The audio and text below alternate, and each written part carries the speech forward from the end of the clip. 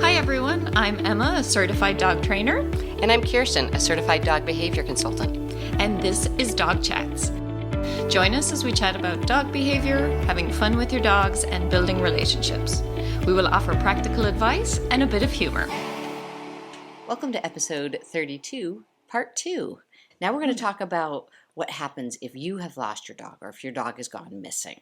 I'm going to ask Emma some questions about how to make this process go as smoothly as possible so you can get that dog back.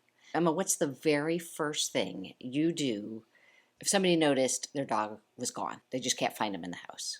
Yeah, and I want to say a lot of this is information that I've picked up from experts, and I'm still learning myself. So these are just first steps to do. Check your home.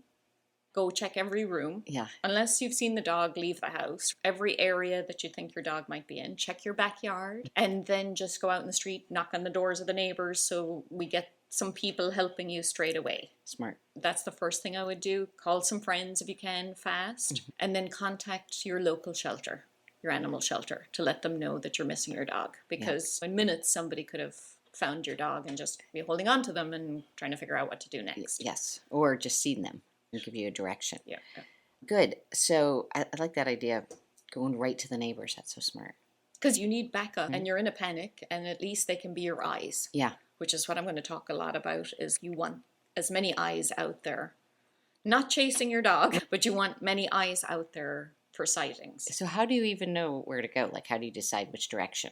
Or That's a hard one. Yeah. You don't. My thing too is you get the word out there. You may then go straight into making posters. You had mentioned that there was somebody that you spored with you that used to bring posters, Yeah. right? But yeah, so when she'd drop her dog off when she went on vacation, she always had an updated lost dog poster, a couple of them, because that was her worst fear. Yeah, because I think that's the most important, is to get posters out there. Yeah. And so the course I'm doing says to get neon posters that are really large and the dog's photo and five things written on there.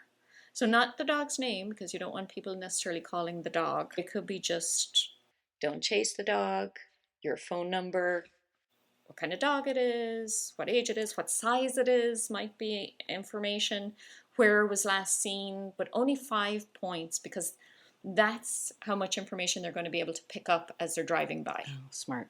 And getting those posters out in intersections is really important. Don't waste your energy putting them absolutely everywhere. Just put them on intersections where people are moving in to the neighbor. And I would stretch out, for me, I'd probably stretch out a mile or so just to start off with. Okay. And that's going to take friends, and it's going to Yeah. take time. All of that is happening all at the same time. The shelter here has a template that you can just fill in stuff, which is really useful, and you can just get those going. Have a friend do that. So when you're making a poster, you make it eye-catching, waterproof. Oh, Is smart. important too, because even the dew in the evenings could mess it up. How do you make it waterproof? A lot of people put them in those clear laminated? sheets. Oh, yeah. You can laminate too if you've got a way to do that's great, but you can just put them in sheets. And I know there's somebody that helps in this area with people that have lost their dogs, and the suggestion is to put a paper plate behind that before you tape it to the. This is Yeah, if you're just doing right, a little to keep- flyer size. To keep it If flat. you're taping it to the intersection poles or whatever, it's just to keep it straight so it doesn't go curved around there. Because if you're driving past You that can't and read. something's curved around a pole, you're not going to see all the detail. And having that photo there is super important for that.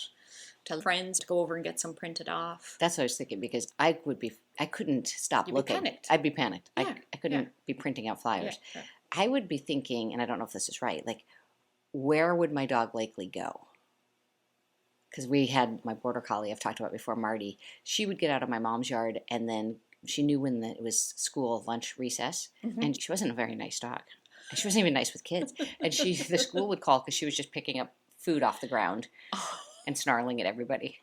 You want to be out there looking too, but there is mixed stuff I hear about putting your scent out further and further versus in Meaning closer to your house. Okay, so if you were at home, your dog might come back home. Come back smelling. home, yeah. And you could put some clothes and some smelly stuff outside your door. That also might. I don't think I could stay home. Yeah, if my it would be dogs was- hard. I yeah. don't think I would. I don't think I'd be able to stay home either. I don't want to give the wrong advice, Right. but I just want to say that there's mixed things about whether you go out or not, depending on the dog. And another good thing that I really, and again, a lot of this is like me just saying, here's all the steps, Yeah. right? And when you're in that panic, you're not going to be thinking about half of this, but this is a reference for you to say, here are things I can be doing. People have Ring cameras now. Oh, So good. ask everybody in the neighborhood that has Ring cameras if they could check them for Mhm. your dog. Sometimes if they're very small dogs, the camera height is going to be not right to see anything. But there's also these groups. So if they're in a neighborhood, there's a group Ring community, I Is there? guess. Oh, okay. Yeah, so you can put it in that and have them check to see if they've seen any Interesting. dogs at night, Yeah. especially if they're moving through the night. I'm going to mention a bunch of places where I think you should post it then. Post it on Facebook, Nextdoor, Paw Boost, Petco Love Lost. They do facial recognition, so if your dog ends up in a shelter and they've taken a picture and put it online, Oh my gosh. that will do that, which I think is amazing. Wow. There's Pet Connect, just emailing everybody, and like I said, that Ring camera group. Yeah. That's a great way just to start getting the eyes out there, getting the information out there, so everybody's looking. And that's why those posters to me are they're the best thing. Yeah. Put posters all over your car, just tape them all over your car, so as you're in movement, and your friends, get them to put posters on when they're moving through the area. What I really think is important too is to ask everybody, like, this is hard because I'm introverted and I don't want to ask half the people, have you seen my dog? But you have to ask every single person, have you seen my dog? Could you take a picture of this poster? Here's a Yeah. picture of my dog. Could you call Advocate. this number? Have you seen anything? And I'll tell you another story is a friend, her dog got out while she was away one day and was gone for a night, and we all came together to try and find the dog. And we just asked everybody. We were driving all over the place, probably 5 miles away from where her home was. We asked a man, have you seen this dog? And he said, funny enough, I was driving home last night, 5 miles back that way, and I saw a dog go into the vineyard. And we said, great, that's all we need, is that just a little bit of information. We'll go back there. So we went back and the gate was closed to the vineyard, but the workers were in there, and we said to them, we think there might be a dog in here. And they go, yeah, we think there's a dog in here too. We could hear a dog howling last night. Oh. So we got permission, and that's very important too, that if you're going to go into other people's property, that you ask them permission. We got permission to walk it and go back in there, and sure enough, she was down at the very end. Oh. So instead of approaching her, we had already called her person and said, listen, they said she's in here, they've closed the gate behind us, so she's contained, she's in here. Yeah. We just have to figure out where she is. Oh, great. And her person came to her and sat down on the ground because she did not recognize Yeah. her. She wouldn't come over. She just stayed at a distance. She didn't run, but she stayed at a distance. So her person sat on the ground, and we backed way off in the distance. And she slowly started coming closer and closer until she went, oh, Yes. you're my person. Yeah. But the key part of that, as I'm saying, is ask everybody, talk to everybody, get more eyes out there, tell them what you need them to do. And what I mean by that is, if you think your dog is going to run and be scared, and your dog may not even be that type of dog, but in this situation is going to be because they're scared, they don't know where they are, is ask the person not to chase the dog, keep an eye on the dog, and then call you. Yeah. And then that you'll be there, or somebody will be there as fast as they can. Yeah. But the more eyes you have out there, I think that's important. And the other part that I'm saying now that I'm thinking about is the friends you decide to help you, make sure that they're going to follow what you need. Yes. Because again, like we talked on part 1, don't be the hero that goes, I'm going to catch that dog, I'm going to grab it, I'm going to get it. Yeah. It's going to be my mission. Because you, again, might be putting pressure on that dog and pushing it further away. And that's exactly what happened with Dakota. That crazy story when she went through the drain pipe from the pond. It was raining and the golf course pond was flooded. And there's a pipe in there that's an overflow pipe, but when the water goes above it, it makes a suction. So they didn't want the golf course pond to overflow. So there was like a 300 yards of pipe under the ground that put it in a nearby creek. And she was walking by. Frightening. It was storming. A frog jumped in the water, and it didn't even look like a pond because it looked like a big, like it was mud. So she jumped in after the frog. I don't think she was it. Oh. And she swam for a second, and then we watched her get sucked. Horrible. Oh my goodness. And Finley and I jumped in. It was about waist deep, and then we realized Finley found the pipe, and we couldn't fit in it. Thank God she didn't try to go in. Anyway, long story short, call the fire department. They said, we know what happened. This just happened in Tamales. She's shot out somewhere. So we have to figure out where the pipe comes out. And they showed us the place. And then one of the firemen said, you got to think like a dog. She comes out. She's terrified. She's been cannonballed out of this pipe. I'm sure she ran off to go hide in the forest up there. And so Finley starts running, and he's, don't go right now. And he was trying to get us to go home because it was getting dark and come back in the morning. But Finley couldn't stop. So she starts running up the hill, calling Dakota. And then she sees her in the distance. And Dakota was so panicked. She just kept running from Finley. Yeah. And I got to Finley. I was basically getting to Finley to take her home. And she's over there. And we both sat down. And as soon as we sat down, she came because I think she was just terrified. She didn't know. She didn't recognize us. And can you explain a little bit about what that brain is doing in that moment, that emotional state? Yeah, you're just panicked, right? Because Yeah. I know Finley was so worried if she lost sight of her that she wasn't going to come. But yeah, it takes everything to just calm yourself down. Yeah, because again, you're all hyped up, and she's probably feeling that from a distance too. She's, oh my God, they're panicking. I'm not going to go over there. I don't know what they're doing, but obviously it's being really scary. Yeah, exactly. Yeah. Must be really scary. Oh my goodness, that's a hard one. That was a hard one. Yeah. One of the hardest days of my life. But good for you to sit down and say, okay, she's in a different place now. She's not my friendly dog that knows me, that's going to come up. She's gone to a space where I don't know where I am or who anybody is, and I'm really terrified. She was terrified. That was it. She couldn't think. And so taking that moment, and I don't think people realize that when your dog goes missing, if they're scared at all, they just start kicking into just their survival mode. Yeah. It's that flight or fight, right? Yeah. You can also reach out to experts. And you have to be really careful of this because there is a lot of scammers out there.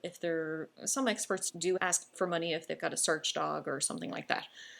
But most of all, you just kind of want to watch if they're looking for money, if it's real or not. Within this area, we know there's a group of people that are really great and that we can reach out to. Just know that about wherever you live, if there is experts that are known and trusted. And the course I'm taking now, and we'll put that in the show notes, their organization is really good. And even an animal shelter can help you. And some people use drones as well. And you have to be very careful that the person that's using the drone is aware of dog behavior. Yeah. Because even that drone could scare a dog. But sometimes that can give you a nice overview of an area as well. So there's lots of great ways, but just reach out to... It could be a rescue. Maybe you got your dog from a rescue. Reach out to them for advice. Reach out to your animal shelter. And then if we have people here that we know are experts and we can trust them, reach out to them. We have a great guy in Marin County that traps. So if you see a dog that's skittish and you can't catch them, he's really great at putting cameras out and putting traps out, and has good success with being able to capture the dogs. Smart. So there is that there for you to be out there and looking, and you'll learn a lot in that time. But also the horrible thing as well that happens through that is when those posters are out, you're going to get calls from people that are just not nice. They're telling you they have your dog, they want money, or something horrible has happened to your dog, and you just have to deal with all of that. Yeah. Which is horrible that there's people out there, but that's just the way it is. I was just thinking about, me, I'm so gullible. I'm totally I didn't even think that it could be a scam. Yeah. So somebody calls me and they say, I have your dog. It's a really good question. So recently, and I really wasn't anything got to do with the recovery, but I had helped searching. There was a dog here that went missing, and somebody called and said, I have your dog. And the person said, send me a photograph. Oh, smart. So then it's your dog. And they have your dog. Good. Okay. That's a great step for them to confirm it. Yeah. That, okay, send me a photograph. Okay, good. And then it's not the poster photograph, Right. it's an actual photograph of the dog. What happens when this is an ongoing When it's issue? going on for a long time. Mhm. I'm really proud of the woman that had her dog missing here about a month or two ago. She called the TV stations. Like, she went all out trying to get as much information out there. She went all the vets. The police department knew about it. Everybody in the area knew about it. Like I said, more eyes out there. And stay positive and remain persistent, because some dogs can go missing for quite a while and survive out there. Yeah. It's interesting. But just make sure you keep checking Craigslist, the animal shelters in your area. Start stretching Wait, out a little bit more. Craigslist, like somebody selling your dog? It might be that case, or they found the dog. But just keep contacting your own shelter and keep looking at their information, but also start reaching out a little further. Yeah. Because it could be that dog could have been dropped off in another shelter. Somebody could have found a dog on their way somewhere and then dropped it off at their local shelter. So reach out quite a bit. Reach out to all the vets in the area, just in case they see the dog come in, they're going to know that's the dog. Anything that can just make more presence of that dog that is missing is important. Yeah, and you mentioned something when we were chatting before the recording, just about also save some of your strength. It's really important because you're going to be exhausted. So depend on friends. And if you have the friends, and I should have mentioned this earlier, make a group, make a messenger group or a text group or whatever it is, so that you can all be in contact with each other. So you're not wasting each other's energy saying you're looking over here and the other person doesn't know you're looking over there, and so you're all on the same page and not wasting that energy. And then you're there for the support of the person as well. Yeah. So if the person that's lost the dog says, oh, there was a sighting today, then everybody knows in your group, and again, a trusted group, because you want a group that you can trust that are not going to chase that dog. That's good. So then if you do get a sighting and it's a real one, valid one, what next? Ask the person for the location. This is one of the things I think is important is, and even for people that are out there searching, if they hear of anybody that has had a sighting of your dog, ask them lots of questions. Which way was it running? What did it look like? What time of the day was it? Can I have your phone number in case we have any other questions? Oh, smart. Because sometimes you're looking for the information, but you're kind of going, oh, the dog was here, we're off. And then that person could have a little bit more information for you. But it's really important, I think, to get the exact location where they spotted the dog. Because if they say, oh, this little intersection here, and then you go out and search and you're just over half a block and you think that's the intersection, you're looking in the wrong place. So really getting detail from them if they've had a sighting. And then if you got their phone number, that maybe you can go straight out there and say, I'm here, can you show me exactly where you saw the dog? Yeah, as long as that feels safe. Sorry. Absolutely. There's so many pieces to this that I want to be really careful to, because every dog is an individual. So this is a little bit of an overview, but a it's little great. bit of You're giving me just like some really good tools. Yeah, to be thinking about if that situation ever happened. Then reach out to your group and say, there's been a sighting. Can we go over there? Like I said, one of the experts here in trapping, if you had somebody like that in your group and you said, listen, we've had a sighting, then they would set up cameras, they would set up traps. And again, that's an expert doing that. That isn't, I wouldn't even do that because I don't know how. I could set up a camera, yes, so that I could monitor if there was any movement. But we'll set up a camera and set up a trap, and they know how to use that. So you want an expert for that part. And sometimes the shelters will do that. You have to be really careful, and I'll just say a little bit about traps, is you don't want to put out a trap and then be catching raccoons or skunks all day long. Someone else's cat. Right? Again, use the expert for that. And then start putting posters in that area. If you get there and there's no sighting, then you start putting posters in that area and start stretching out a little bit from that area, because then you know that's your focus. Yeah. Dogs can move. It really is hard to know which way the dog will go. If you're seeing some patterns, great, but if you're not, we had a really large dog that was missing here for a couple of weeks that decided the hills here were where it went. So it would go over the hill and we'd see it on one side of town, and then it would go over the hill and we'd see it on the other side of town. Yeah. And he kept making that loop. Yeah. So that was a pattern for that dog, but it's not always the case, because if they are pushed, by whatever's going on in the environment. It could be a person that's pushing them, but it could be just they don't feel safe and they just keep moving. Yep, makes sense. Yeah. And then, like we mentioned with my friend who had lost her dog just for one night, if you see your dog, and great if your dog is friendly, but the chances are if your dog is friendly, somebody's going to get it pretty fast. But if it's a scared dog and you spot your dog, again, sit down, just be really calm, make sure you have some treats and your leash with you and ready to go. And then just sit and see if you can get your dog to come over to you and do the yummy I that we love mentioned it. in Yeah. part one. And too. not the screaming like we were doing for Dakota. Yeah, and that's adrenaline. I probably would do the same thing. I'd probably be going, Buddy, come over here.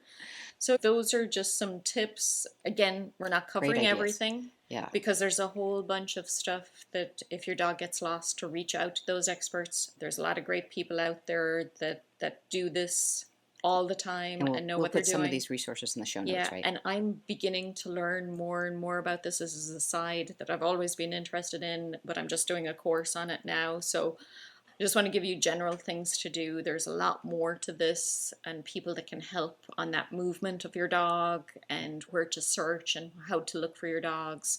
And now I'm hoping that our listeners are just going to be more aware of keeping an eye out for a dog that they might see that, because I think there's a lot of people that see a dog just on the street and think, oh, that dog's probably just out for a walk. And sometimes I do that. I look Yeah. at the dog and I go, are you just standing outside your house? Yeah. Or are you not supposed to be where you are? Yeah. Right? But you could always take a picture and post that and Yeah. say, hey, I saw this dog today. We hope we've shared some good information with you on part 1 and part 2. We wanted to separate these 2 episodes again, just so that if you've lost your dog, you can go straight to part 2 for the information. But we hope that everybody has listened to both. Yep. And give us your feedback. Let us know if there's anything that has helped you find a dog, or if you've seen a dog, what you have done. Or if you have a resource you want to share. That'd be great. Yeah. The more we learn about this, the better. So, Thank you.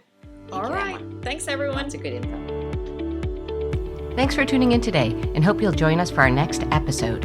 You can reach Emma at ecdogtraining.com or on Instagram at ecdog_training, and Kirsten at kwhappydogs.com or on Facebook at kwhappydogs. Don't forget to hit subscribe. See you next time.